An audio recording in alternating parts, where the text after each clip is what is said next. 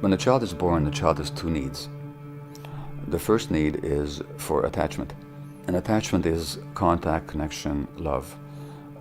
Without that, the human child does not survive. Any mammalian child or even an avian child doesn't survive. So that as soon as you get past the level of reptiles, the reptile is hatched, the mother's long gone by then, and the reptile infant either lives or dies, but there's no attachment to a parenting figure. As soon as you get to the level of birds now, the baby bird has to have an attachment with the parents. The parents have to be attached to the baby. Otherwise, the infant simply does not survive.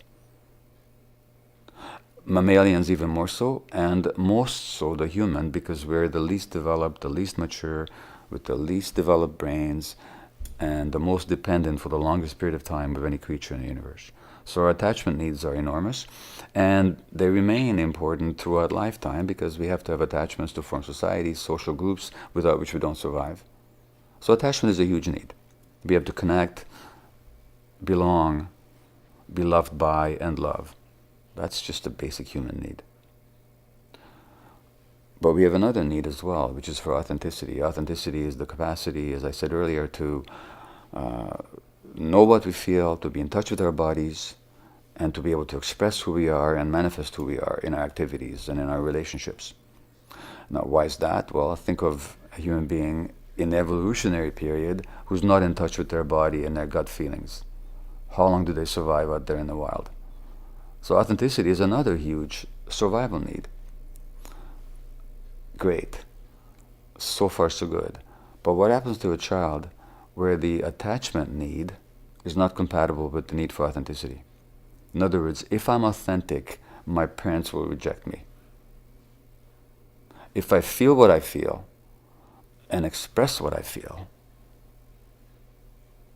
and insist on my own truth, my parents can't handle it. And parents convey those messages unconsciously all the time. Not because they mean to, not because they don't love the child, not because they're not trying to do their best, but because they themselves are suppressed, or traumatized, or hurt, or stressed. So I convey that message many times to my children, believe me, without any conscious desire to do so. In fact, it was the very opposite of what I wished to convey. But that they're not acceptable the way they are, with their emotions the way they are, that's the message my kids got when they were small. And most children get that in our society. Now, what does the child do with that? Well, if I give up my attachment for the sake of authenticity, I lose my relationships on which my life depends. Therefore, there's no question. What becomes suppressed is our authenticity, our emotions.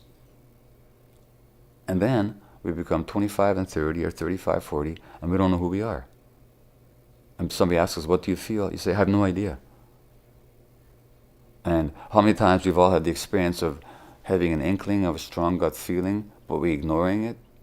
We're ignoring it and we get into trouble. Well, that tells us what happened. What happened was that at some point we found out it was too costly for our attachment relationships to be in touch with our gut feelings. So then it becomes our first, not our first nature, but our second nature, to suppress our feelings, to lose touch with ourselves, and to suppress our gut feelings. And then we pay the cost later on in the form of addictions, mental illness, or any range of physical illnesses. But it all began with this tragic conflict that children should never be confronted with, but are all the time, between authenticity on the one hand and attachment on the other. And even as adults, so many people are suffering because they want to be themselves, but they're afraid to be because they know, or at least they fear, that if they're themselves, they're going to lose important attachment relationships in their lives.